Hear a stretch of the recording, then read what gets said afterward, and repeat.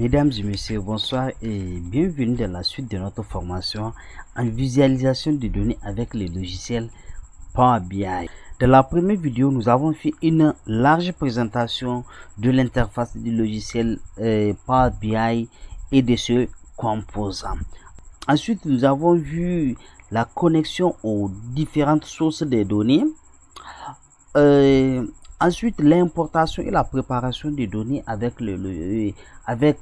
Power Query, et nous avons créé un rapport simple, structuré mais professionnel. Ensuite, aujourd'hui, nous allons voir la modélisation des données et le langage DAX. Qui suis-je? Je me nomme Maman Murtala, je suis analyste de data et BI, passionné par l'analyse des données et la transformation digitale.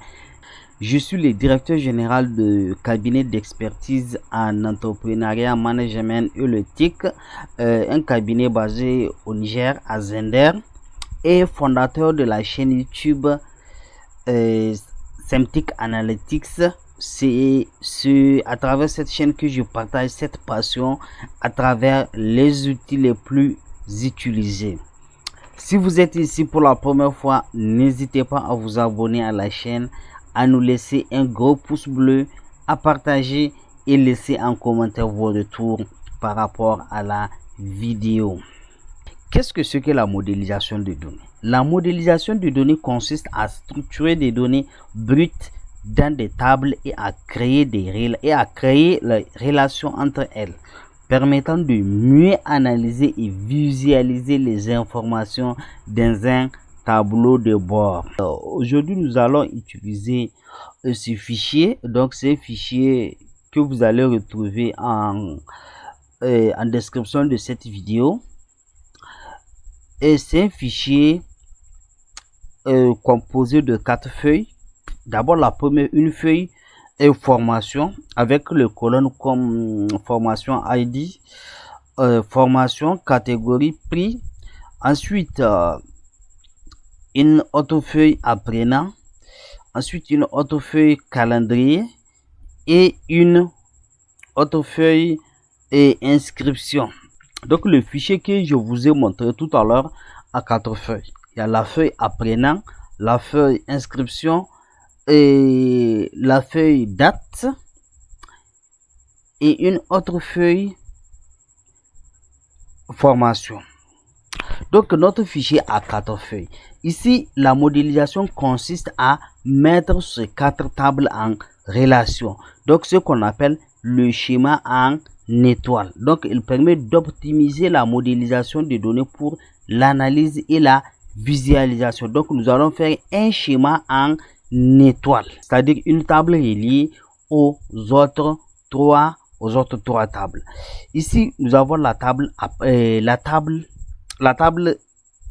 centrale qu'on appelle la table centrale inscription, qu'on appelle la table de fait. Ensuite, nous avons une table de dimensions, la table formation qui est une table de dimensions. Ensuite, nous avons une autre table date et une table apprenant. Ces 3 tables-là, on les appelle les tables de dimensions. Ces tables sont reliées à la table inscription. C'est-à-dire par ici, cette table apprenant est reliée à la table inscription par cette colonne apprenant ID. Le même apprenant ID se trouve dans la table de fait. Ici également, la table formation est liée à la table inscription par une colonne formation ID. Cette même colonne formation ID se trouve ici dans la table inscription, dans la table centrale, donc la table d'effet. Ici, il faut retenir que un schéma en étoile permet de structurer et optimiser les données pour améliorer la performance des rapports Power BI. Donc voilà un peu comment ça se passe. Ici, on a la table inscription qui est la table centrale.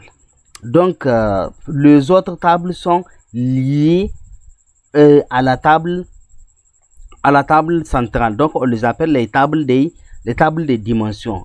Donc, la table formation et la table apprenant, la table calendrier sont des tables des dimensions. Et donc, je vais cliquer sur rapport vierge et je vais importer mon fichier. Pour importer le fichier, donc je vais cliquer ici, importer à partir d'autres sources. Donc, comme c'est un fichier Excel, je peux ici l'importer. Donc, je vais choisir classeur Excel. Ensuite, je vais cliquer ici, se connecter. Voilà. Et mon fichier est ici, dans ce dossier au bureau, jour 2, données formation. Je l'ouvre. Donc, je vais patienter jusqu'à l'établissement de la connexion. Voici mon fichier. Je vais choisir les différentes tables de mon fichier. Apprenant, calendrier, formation, inscription. D'abord, je vais transformer mes 4 tables. Donc, je vais cliquer ici, transformer les données. Et donc, Power Query s'ouvre pour la transformation des données. Donc, je vais vérifier mes données un à un. D'abord, je commence par la première table. Donc, je sélectionne ici la première table et je vais voir les types des colonnes. Voilà. Et donc, ici, je crois que c'est bon. Ensuite, calendrier. Je vais également voir les types de colonnes.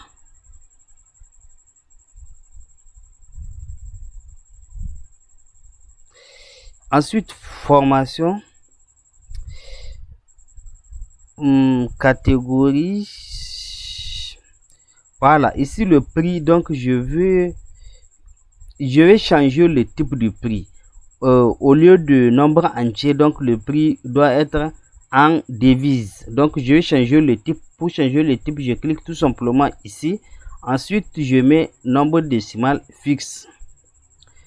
Ensuite, remplacer l'actuel. Voilà. Donc, maintenant, ça devient du prix. Et la dernière table, je vais voir également son ID apprenant. Et donc, voilà. Ici, ce sont... je vais voir la table inscription également. Et donc, ici également, montant formation, je vais changer. Je vais mettre décimal, nombre décimal fixe. Ensuite, remplacer l'actuel. Voilà. Et donc, maintenant, mes données sont... Je vais le charger dans Power BI. Donc, pour charger les données dans Power BI, je viens ici, accueil, fermer et appliquer. Donc, je clique sur fermer et appliquer. Je me patiente un moment. Donc, mes 4 tables seront chargées dans Power BI. Voilà, mes 4 tables sont chargées. Et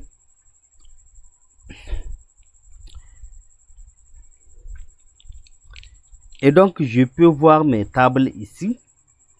Apprenant, calendrier, formation et inscription. Donc, mes 4 tables sont chargées dans Power BI Desktop.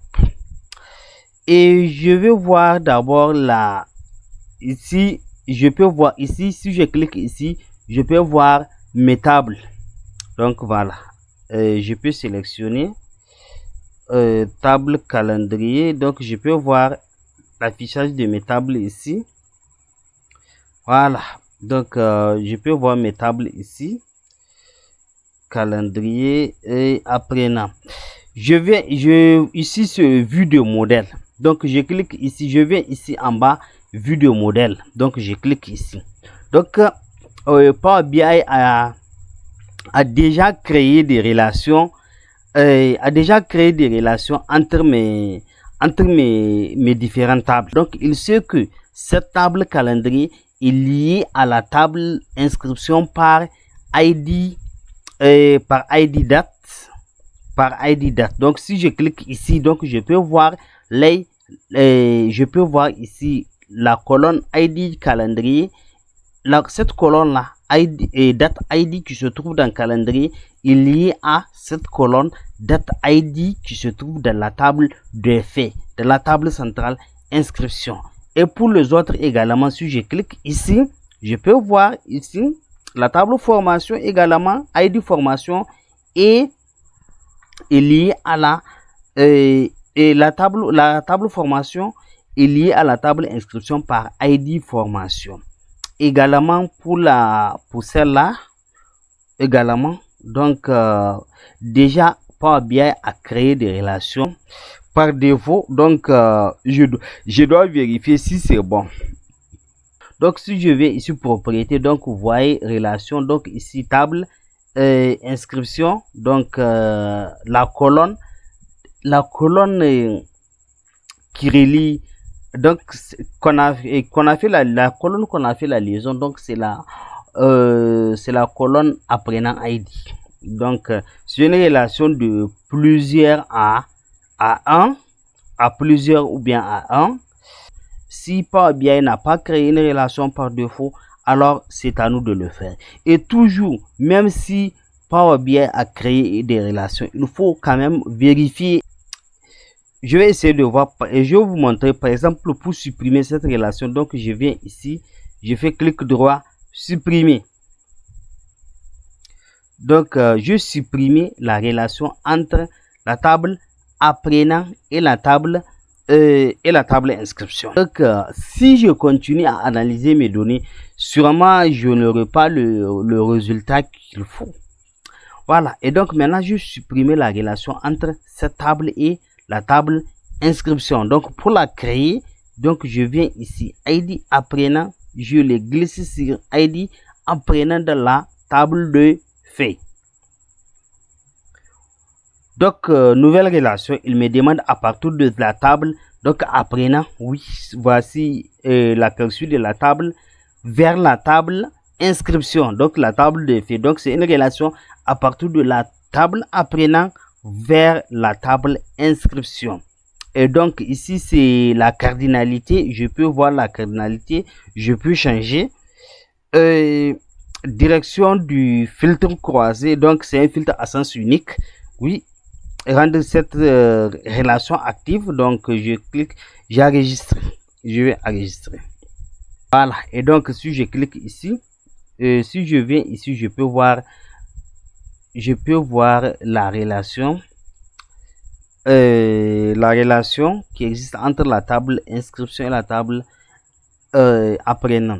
C'est ce qu'on appelle le modèle Anneton. Donc il permet d'organiser les données de façon claire avec une table centrale et reliée à des tables des dimensions. Donc la table inscription et la table centrale, elle est reliée à ces trois tables des dimensions. La table calendrier, la table formation et la table apprenant. Donc pourquoi on fait ce modèle? Il améliore la performance, garantit des calculs d'axes fiables et facilite l'analyse. Sans ces modèles, les résultats peuvent être faux ou difficiles à interpréter. Vous aurez beaucoup de mal à interpréter vos résultats, ou bien tout simplement vos résultats seront carrément faux. Je vais retourner au vue du rapport. Donc pour retourner au vue du rapport, je viens ici affichage du rapport. Ensuite nous allons voir le langage DAX. Le DAX, c'est l'acronyme de Data Analysis Expressions. DAX, c'est un langage de formule utilisé principalement dans Power BI ou bien Power Pivot dans Excel et SQL Server Analysis Services Tabulars. Il permet de créer des calculs, des mesures et des colonnes calculées afin d'analyser les données d'un modèle tabulaire. Donc nous allons voir comment créer des calculs, des mesures, des colonnes calculées et même de la table calculée. D'abord nous allons voir les fonctions essentielles. Nous allons voir d'abord la fonction SUM. La fonction SUM retourne la somme de valeurs d'une colonne. Somme colonne, donc somme le critère, elle demande un seul critère, donc la colonne. Donc, on lui passe la colonne qu'on veut calculer la somme. Exemple, par exemple, si on veut calculer la somme de la colonne montant, donc on écrit somme. Ici, vente. Vente, c'est la table. Donc, ici, c'est le nom de la table. Ce qui se trouve entre crochets, donc c'est le nom de la colonne. Nous allons voir comment fonctionne la fonction somme. Je retourne sur Power BI. Donc, ici, je les différentes tables. Donc, je vais calculer je vais calculer la somme. Pour calculer la somme, je vais utiliser une mesure. Donc, je vais utiliser une mesure pour avoir la somme. Je reviens ici, vue de table. Donc, je vais afficher la table inscription. Voilà, je vais avoir la somme de montant payé. Donc, je vais calculer la somme de montants payés. Donc, la somme des montants payés. Je peux appeler la mesure que je vais calculer comme le chiffre d'affaires. Donc, je vais sommer la somme, je vais sommer la colonne montant payé. Donc, je viens ici, je clique ici, nouvelle mesure. Je vais modifier le titre de la mesure. Je vais mettre chiffre d'affaires. SAM. Je clique sur SAM.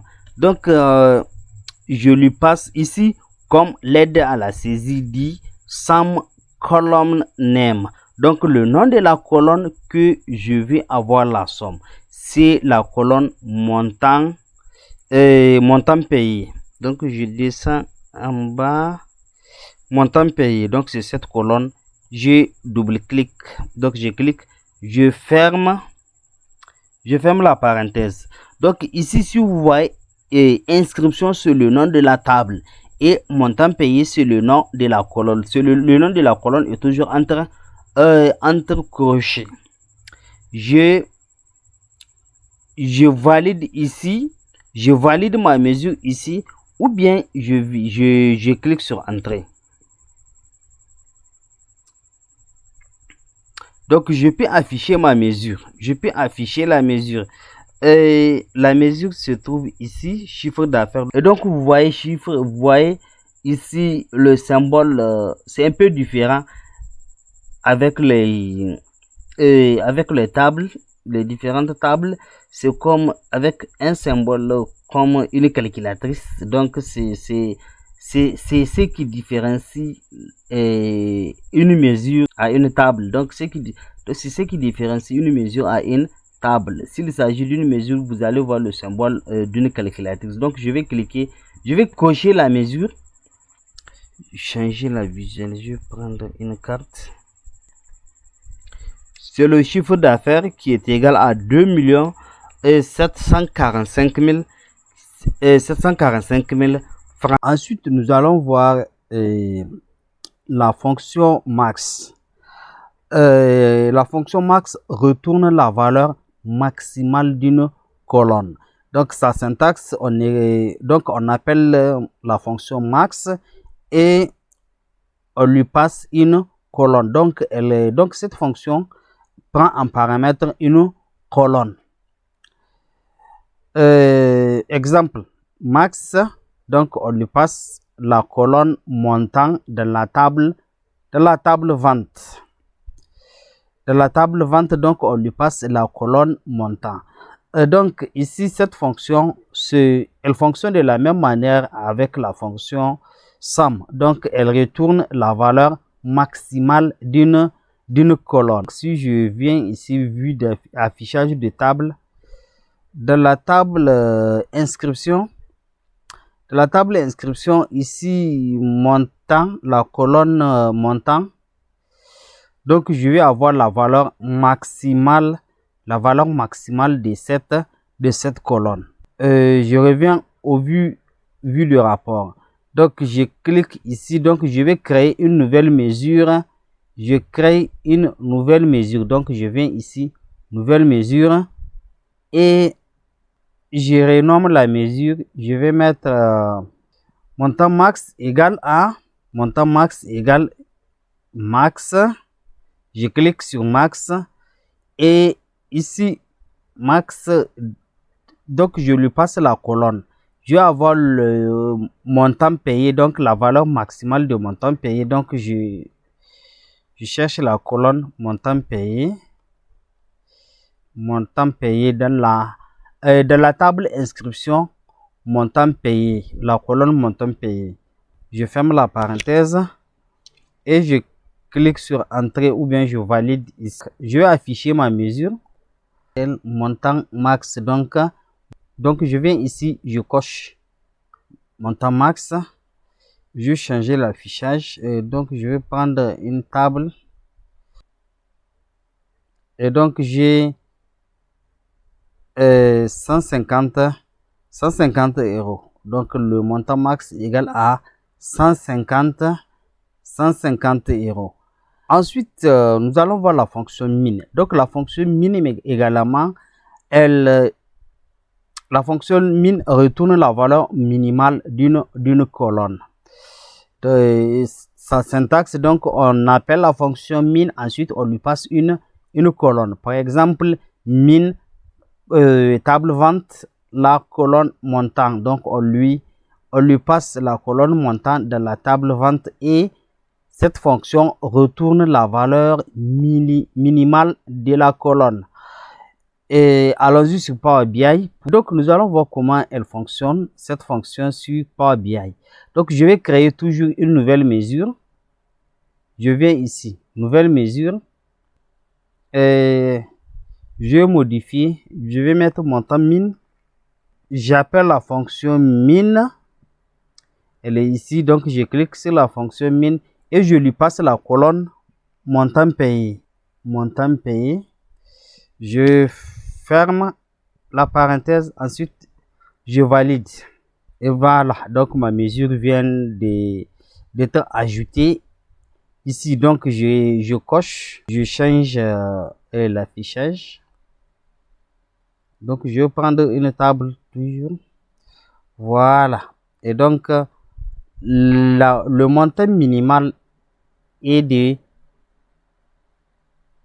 donc le montant min est de 65 000 euros. Donc le montant max est 150 euros. Le montant min est 65 euros. Ensuite, nous allons voir la fonction count row. La fonction count row compte le nombre de lignes d'une table. Donc ici, il y a une différence entre la fonction count row et la fonction min, max ou bien sum. Donc cette fonction compte le nombre de lignes d'une table, donc le nombre d'enregistrements d'une table. Sa syntaxe, c'est tout simplement count row et on lui passe le nom de la table ici et non le nom de la colonne. Exemple, count row vente. Donc ici, si par exemple, elle va compter le nombre de lignes de la table de vente. Allons-y sur Power BI pour tester cette fonction. Je clique sur nouvelle mesure et je mets le nom de la mesure. Donc je vais mettre NB inscrit. Ici je vais mettre NB inscrit. Donc je vais compter le nombre d'inscrits dans la formation. Je vais compter le nombre des inscrits dans la formation en comptant le nombre de lignes de la table. Donc j'appelle la fonction count rows. Et donc ici je vais mettre le nom de ma table, c'est la table. Donc elle compte le nombre de lignes d'une table. Donc je lui passe le nom de ma table et ma table va compter le nombre des lignes de ma table inscription. Je valide. Je vais afficher cette fonction. Donc je vais, voilà, et donc j'ai 30 inscrits. Et la fonction count rows fonctionne, donc elle compte le nombre de lignes. Donc voici comment cette fonction, comment elle fonctionne.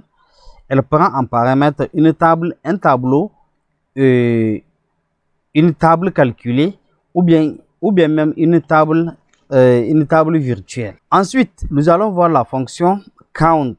Nous allons voir la fonction count. La fonction count compte le nombre de cellules non vides d'une colonne. Syntaxe count et exemple count, et on lui passe la table et la colonne montant de la table vente. Allons-y sur Power BI pour tester cette fonction. Donc ici, je vais compter le nombre des ID. Donc je vais compter le nombre des ID de la colonne inscription.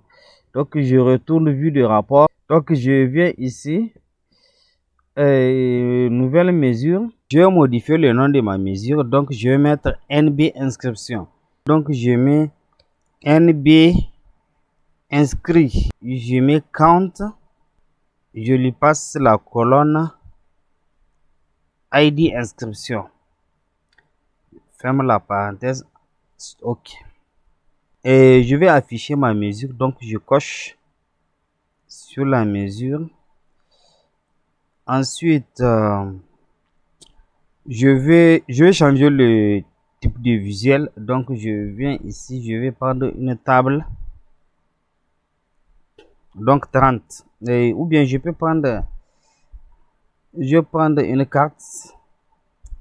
Donc j'ai 30 inscrits. Cette colonne compte des valeurs qui ne sont pas vides dans une colonne, mais elle a des subtilités. Alors utilisez cette fonction avec soin. Si vous allez compter le nombre des lignes, il faut tout simplement utiliser la fonction count row. Ensuite, donc nous allons voir la fonction average. Average retourne la moyenne de valeur d'une colonne. Alors, sa syntaxe, donc, average, on lui passe la colonne, on lui passe une colonne. Exemple, average, donc, on lui passe la colonne montant de la table vente, par exemple, elle va nous retourner la moyenne du montant. Elle calcule la moyenne de valeur numérique. Je vais créer une nouvelle page. Donc je viens ici et je clique et page 2. Une nouvelle mesure. Donc je vais calculer le montant moyen. Montant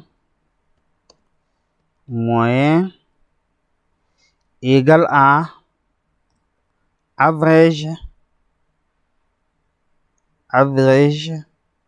Donc, je lui passe montant total. Donc, je ferme la parenthèse. Et je vais l'afficher. Donc, je clique ici. Je coche. Ok, je vais changer le visuel. Je prends une table ou bien une carte. Je prends une table. Voilà, donc c'est 91 500 €. Donc celui-là, c'est le montant des inscriptions moyen. Donc c'est le montant moyen. Elle fonctionne de la même manière comme la fonction somme. La fonction somme. Average retourne la valeur moyenne d'une colonne. Ensuite, nous allons voir la fonction distinct count. Elle compte le nombre de valeurs distinctes dans une colonne. Distinct count prend en paramètre également une colonne comme average, comme sum, min, max. Donc, elle aussi, et distinct count prend également en paramètre une colonne. Utilise pour compter des éléments uniques. Donc, dans vue de modèle, dans vue de données, dans l'affichage de table, je vais afficher d'abord, je vais voir la table formation. Donc ici, nous avons les catégories de formation. Donc je vais afficher les catégories uniques des formations. Donc les catégories uniques des formations que nous disposons. Donc je retourne ici. Je crée une mesure. Nouvelle mesure. Je vais modifier ma mesure. Je viens ici, catégorie, donc je vais écrire catégorie de formation. Catégorie de formation égale à, donc je vais utiliser distinct count. Distinct count. Donc je lui passe la colonne catégorie. Je ferme la parenthèse. Je vais l'afficher, donc je clique. Je vais l'afficher, donc catégorie de formation, je clique ici. Et je vais changer le type de visuel. Je vais prendre. Donc j'ai deux catégories de formation.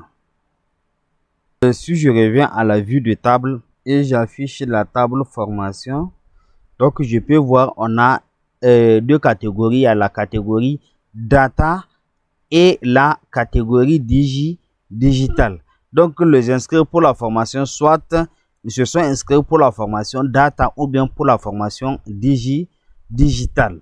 Nous allons voir la fonction filter. Filtre une table selon une condition donnée. Filter, sa syntaxe filter, on ajoute la table et la condition. Par exemple ici,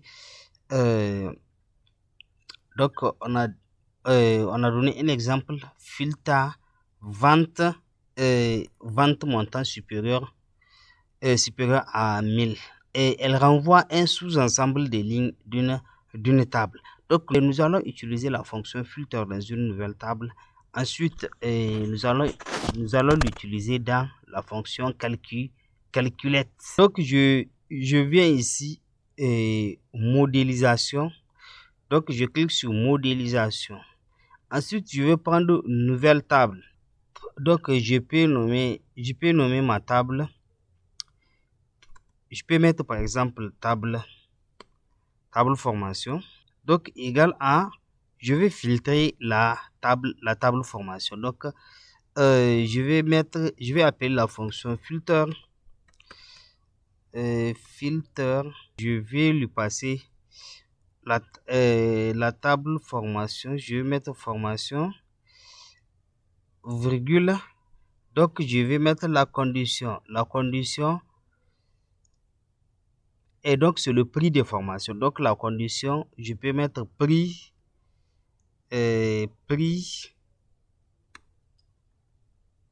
donc formation prix supérieur à 70 000. 70 000. Supérieur à 70 000. Ici je viens de créer une nouvelle colonne. Ici je viens de créer une nouvelle colonne table formation. Donc je viens ici vue de affichage de table. Donc je vais voir ma table ici. Donc j'ai tout simplement les formations dont leur prix est supérieur à 70 000. Donc formation Power BI 120 000, Excel avancé 80 000, etc., etc. Et la grande table, l'autre table formation, donc je vais l'afficher, l'autre table. Donc vous voyez, la fonction filtre a supprimé certaines formations comme la formation Community Management en 65 000. Formation Community Management, le prix égal à 65 000 francs. La formation Marketing Digital également 70 000 francs. Donc tout simplement, la fonction filter m'a renvoyé un certain nombre de formations dont leur prix est supérieur à 70 000. Je peux mettre par exemple SAM supérieur ou égal à 5 000. Je vais mettre 5 000. Voilà. Donc je vais valider. Non. J'ai mis 2 supérieurs. Je vais supprimer ce supérieur. Voilà. Donc, vous voyez que j'ai tout simplement les formations dont leur prix est supérieur ou égal à 100 000 francs.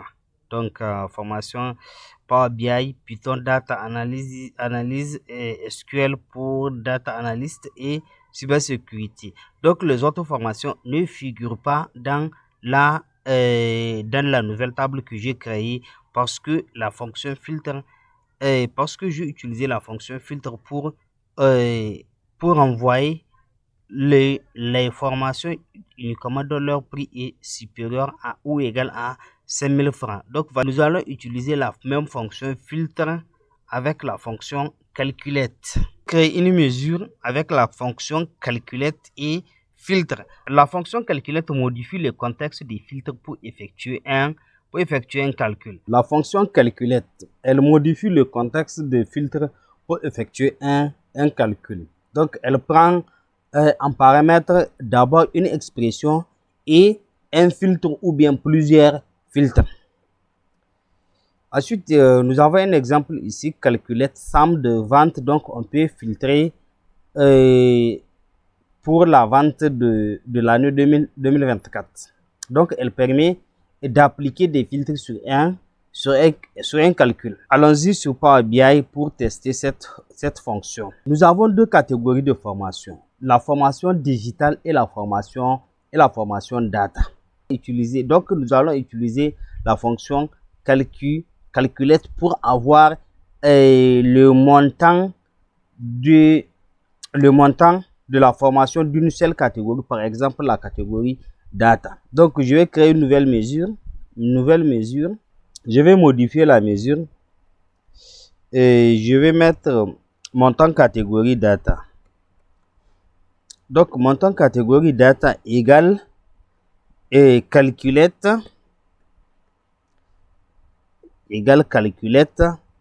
l'expression. Donc, l'expression, c'est la somme des montants payés. Donc, somme montant payé.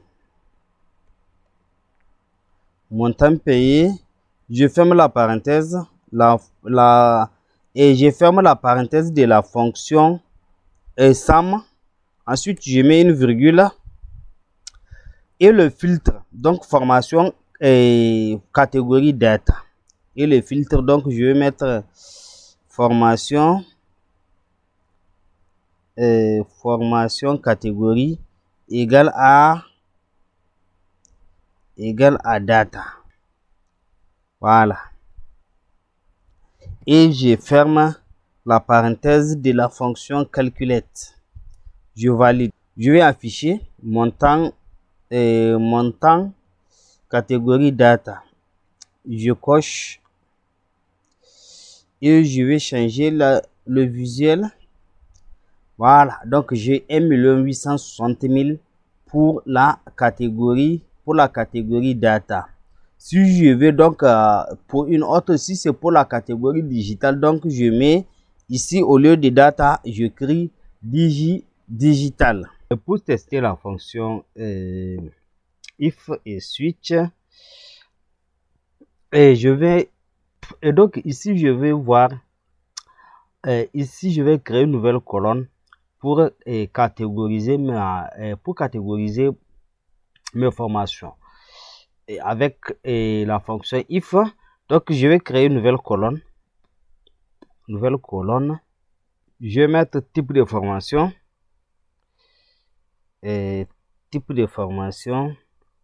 égal à, donc je vais utiliser la fonction if prix, if le prix ici, le prix est supérieur à 5000. Si le prix est supérieur à 5000, donc je mets une virgule cher ou bien formation cher. Donc cher, je vais mettre cher, sinon normal. Donc ici, if teste la condition. Si le prix de la formation est supérieur à 5000, donc elle nous renvoie cher. Sinon normal. Donc ici, c'est la valeur si vrai et la valeur si fausse. Donc c'est la même chose avec la fonction si de Excel. Donc if formation, le prix de la formation est supérieur à 5000 francs, cher, sinon normal. Donc je vais valider. Donc ici la formation, le prix de la formation ici, la formation cybersécurité est à 180 000 francs. Donc, elle est chère. Le prix également de Python Data Analyse est de 150, cher également. Et Python et Power BI 120 000, c'est une formation chère. Donc, voyons que voici une des manières qu'on utilise la fonction ci. On peut utiliser la fonction ci dans plusieurs manières. Donc, c'est juste un exemple. Nous allons également tester la fonction switch. Et la fonction switch, c'est lorsqu'on a plusieurs conditions. Par exemple, quelle est la catégorie de chaque formation? Donc, nous allons prendre 3 catégories. Donc, je vais créer une nouvelle colonne. Donc, je prends une nouvelle colonne. Je vais la nommer catégorie formation. Voilà. Et égal à... Bon, et pour bien organiser mes codes, donc je vais appuyer sur Shift et Entrée. Égal à... Donc, je vais appeler la fonction switch. Switch. Ensuite, je vais mettre ici true. Donc vrai, true. Je mets virgule, formation prix. Donc le prix de la formation est formation prix supérieur à 150 000, supérieur à 150 000, à 150 000. Donc je mets virgule. C'est une formation premium. Donc je mets premium, virgule. Ensuite, formation prix, donc le prix et la colonne prix. Ensuite, le prix est supérieur à 80. Si le prix est supérieur à 80 000, je mets virgule. Donc je mets standard. Point virgule. Je vais également, si le prix est supérieur à 150 000, c'est une formation premium. Si le prix est supérieur à 80 000, c'est une formation standard. Sinon, si le prix est différent de 80 et 150 000, sinon, c'est une formation basique. Donc, je mets la troisième basique. Je mets basique. C'est une formation. Sinon, c'est une formation basique. Et ensuite, je ferme la parenthèse. Et donc, ici, si le prix de la formation est supérieur à 150, c'est une formation premium. Si le prix de la formation est inférieur à 80 000 et supérieur à 80 000, est une formation standard. Sinon, est une formation basique. Je vais valider la formation qui répond à critères. Alors, elle va nous renvoyer premium ou standard. Sinon, elle va nous renvoyer basique. Voilà. Donc, ici, nous voyons qu'une formation, la formation Power BI qui est de 150, qui est à 120 000 francs, est une formation standard. Et on a une formation basique ici. Et la formation en community management qui est à 65 000. Et une formation premium. Donc, les formations premium, 180 000. Donc, toute formation qui est supérieure à 80 000 est une formation standard. On a la formation data, SQL pour la data, tableau public.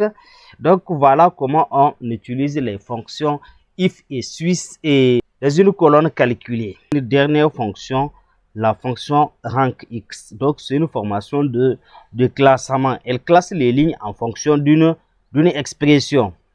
Donc, ici, on a un exemple, vente, montant. Donc, on lui demande ici de classer les montants de vente par ordre descendant. Et elle permet de classer les données selon une expression et un ordre de tri. Donc, il s'agit ici de par ordre descendant ou bien ordre ascendant. Donc, je vais essayer. Donc, je vais créer une nouvelle mesure. Je vais modifier la mesure. Je vais mettre, par exemple, rang formation. Donc, rang rang formation égale à, je vais utiliser la fonction rank x pour classer mes formations. Rank x. Donc je vais classer toutes les formations. Donc je dois utiliser encore la fonction all toutes les formations. Donc j'appuie sur Shift et Entrée pour descendre à la ligne. Et je mets la fonction all formation. Donc toutes les formations. Voilà. Je ferme la fonction all et je place une virgule. Je vais classer par nombre des inscrits. Donc je dois ajouter la mesure NB inscrits, nombre des inscrits. Le nombre des inscrits, le total des inscriptions. Donc le total des inscriptions. Et ensuite, je vais mettre l'ordre. Donc c'est l'ordre ascendant ou descendant. Donc je vais avoir par ordre descendant. Et je ferme la parenthèse. Je valide. Voilà. Et donc ici, je vais d'abord avoir la liste de mes formations. Donc je vais ajouter formation.